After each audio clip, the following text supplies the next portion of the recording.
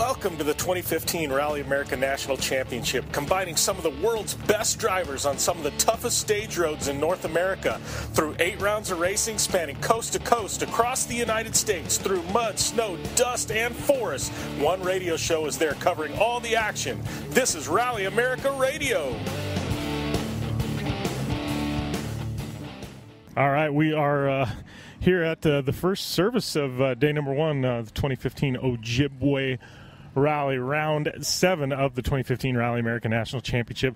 Cars starting to roll in, and last we heard, David Higgins won the first stage, maybe pulled over, had a few problems. Heard Antoine Lestage possibly had to pull over at some point as well. So we're definitely going to catch up with these drivers, find out all the storylines. We've heard of punctures, heard it's dusty, brutal, pretty nasty out there. So we're going to see what these stories are here at the first service and here in the 2015 Ojibwe Rally.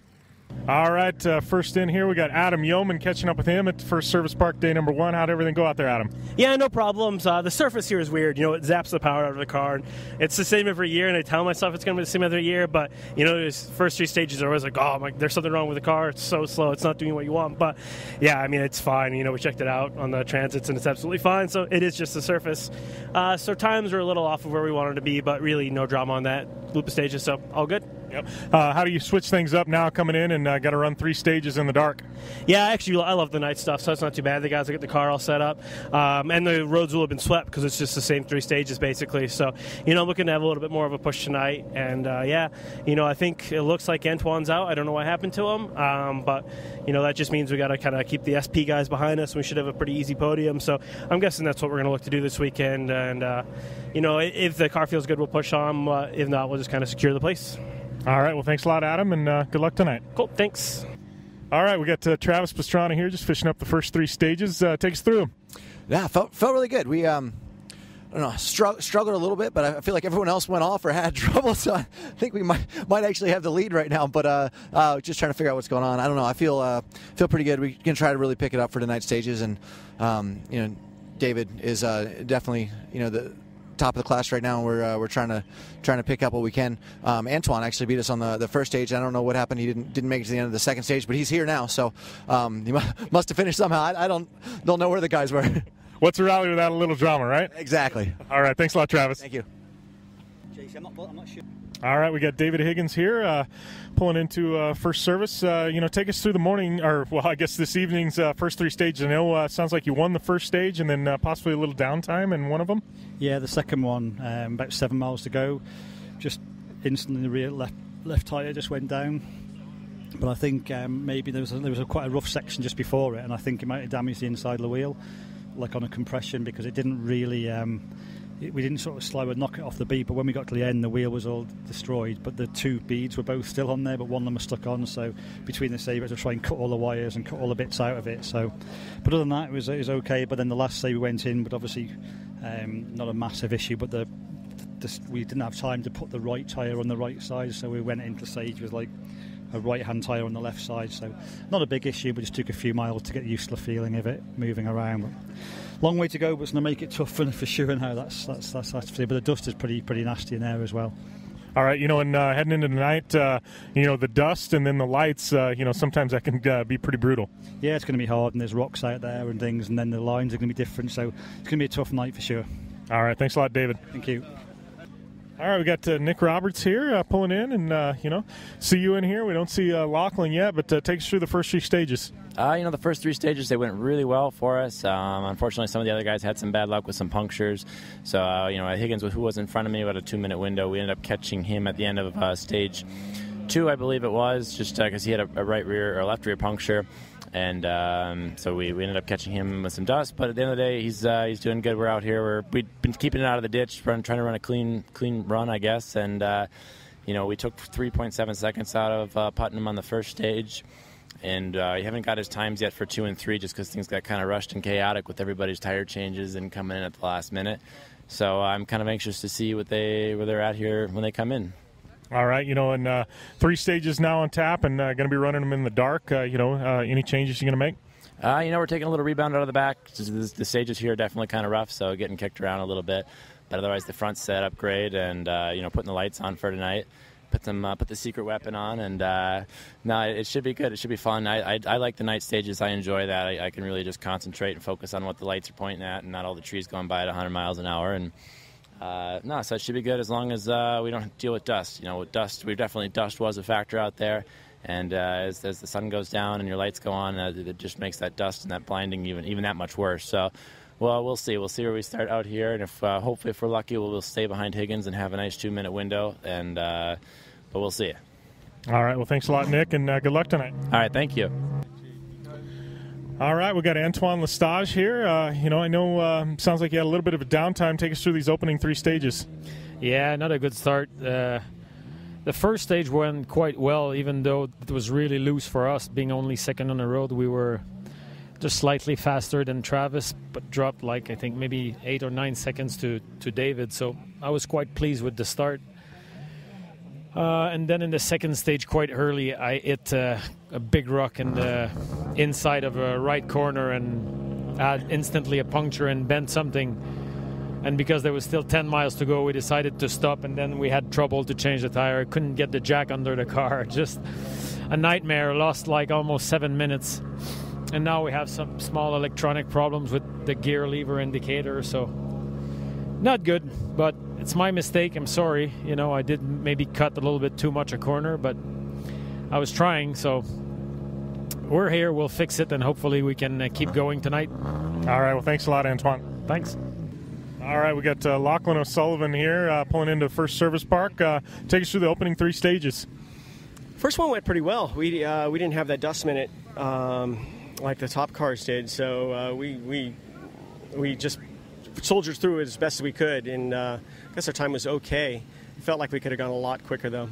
And then on the second stage, right off the bat, the car started sputtering really bad, and we lost minutes on that stage. That's how bad it was. So, I mean, it was like coming to a crawl at points. Antoine had an issue, so we saw him in our mirrors, and we were able to pull off in a spot.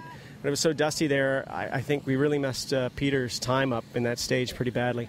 And then we thought I messed with some wires, and it felt okay on the transit. And then stage 3 went right back to the problem. And then I started just pumping the gas just to see if I get a little spurt, and it gave me a little extra love, but not until the last 2 miles, and then it kind of came back a little bit. It definitely wasn't on, but at least we could go quick, and we let Peter by about halfway through the stage, knowing he'd be behind us, and just pulled off to the side of the road and waited until he went and let him go. But just feel really bad for Peter behind us. It's awful. So it's going to be really tough to find because it's kind of bounced back 60% now, but it's just not right. Well, hopefully you guys got a little bit of time here in service. You guys can chase it down and get the car back out there. It'll be tough to find, but I've got a great team. Thanks. All right, catching up here with Gary Gill at the end of the first 3. How'd everything go through these first 3 stages? Oh, we lost rear-wheel drive. We are front-wheel drive for all 3 stages. So, and I was struggling. Very, very difficult. But we made it through, and let's see what happens now. Yeah, you guys have any idea, what it might be that you'll be able to get it fixed in this service? I think it's the diff, the center diff. It's making a sound. It's always been something, but let's see. We'll see. We'll keep going. All right. Well, thanks a lot, Gary. You're welcome. All right, we've got Brent and Kelly here, just finishing up. The first group of 3 stages here on day number 1. How'd everything go? Really interesting loop. Not really well. We lost a fuel pump on the second stage. Caught a car on the second stage for a few miles. Our hood came open on the third stage. We lost a bit of time. The car feels really weird. I'm not sure. I don't want to make any excuses, but yeah, not a good loop. We're going to just kind of fix the stuff that's wrong and keep on pushing. Well, I know you got a few repeats here. Going to be running at night. You learn anything through the first 3? Oh, definitely. I mean, this is my first time at this rally, and these roads are tricky for sure. And something to do with the setup is just keeps snapping me coming out of corners, and we got to make some changes and see if we can get some stuff dialed in a little bit better. All right. Well, thanks a lot, Brenton, and good luck tonight. Thank you. All right, catching up here, Cameron Steely pulling in, and How'd everything go out there, man? Everybody else is punctures and chaos. How about you? Somehow we didn't get any punctures, and we kept it pretty clean. No major hits. We took a little tiny hit on the left with a rock, but it wasn't bad. I was actually kind of surprised. There was some big boulders, but luckily we were able to dodge them. Had a lot of fun. The stages are awesome. There's a couple things you got to be careful with. They'll call you out. And we launched the jump, the spectator. I didn't expect that, but oh man, we went flying. It was a blast. A little sad to see teammate Troy out. He ended up having some issues, which kind of stinks. But now it's our race to lose, so we just got to make sure we keep on pace and do a good job. And do we know, is he, out of the rally, or is he, just trying to get it back here still? I think he's out for tonight, and then I think tomorrow he'll come back. I think he was having issues with the rear tires. They kept locking up on him. Something was going on. He was catching something, or brakes were locking up, so we saw him at the end of the stage. We gave him one of our spares, and he took that, and we're like, hey, try the last stage. And then we talked to the car behind us, and they said that he was off with the OK sign. So I'm guessing it's probably the same issue. Hopefully we can get fixed and have him on the road tomorrow. Okay, definitely a super rally tomorrow if all goes well. Yeah, hopefully, and that's the best option. And then hopefully, I can put up some good times. So that way his penalty isn't too bad tomorrow, and he can make up some time on the other guys. All right, well, thanks a lot, Cameron, and we'll see you after these 3 night stages. All right, sounds good. Thanks. All right, winding things down here at the first service park of day number 1 here at the 2015 Ojibwe Rally. And right now, Travis Pastrana, he is out front, followed by David Higgins in second. David with that puncture, dropping him back about a minute. But Pastrana and Chrissy Beavis out front.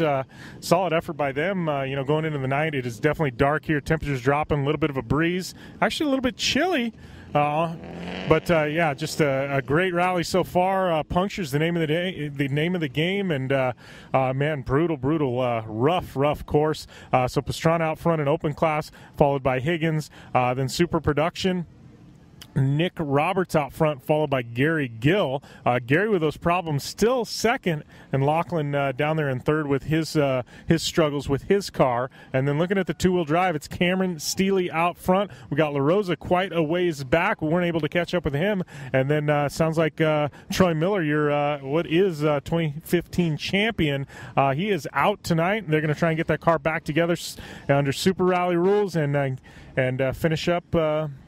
Finish up tomorrow and see if they can, cut some time out of Cameron Steely. So great rally. We're going to see if we can catch up with these drivers at the finish today after they do these three stages in the dark. But great race here. Be sure and check out iRally, and all their updates here from Ojibwe, and follow us Rally America on Twitter and our website. All kinds of updates going on there. Rally America Radio. We're going to come at you from the finish of day number 1 in a little bit, and then all day tomorrow at rallyamericaradio.com. So great rally here, and Travis Pastrana out front. We'll catch up with you at the finish of day number 1.